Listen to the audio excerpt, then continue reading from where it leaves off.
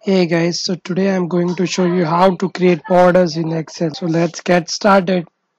So basically, before showing the borders, I've just removed the grid lines.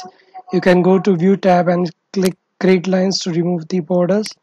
So if you want to just create the borders for any of the columns, you just need to select those rows and just click this drop down. You can see there are different types of borders.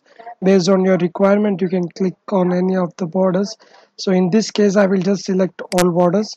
So it has created this border.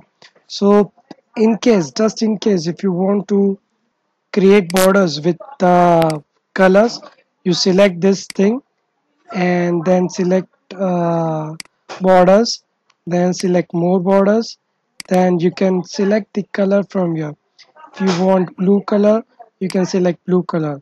Over here you can see there are options, different types of borders which you can select. Now in this you can select which section of border you need only the outer part or you also need the inner part. You can also have a diagonal one, but that I don't think so will be required. So you just click OK and it will create those for you. Okay, so in this case we have created a border which is having, okay, again if you want to just go again to that border section, just click on the icon over here and it will create it for you.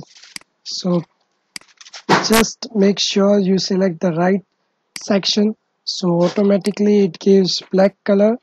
And like color you can select different dashes for borders as well. And that's it for the day. If you have any queries, you can just drop me on the comment section. And if you like this video, then you can subscribe. Thank you. Have a nice day.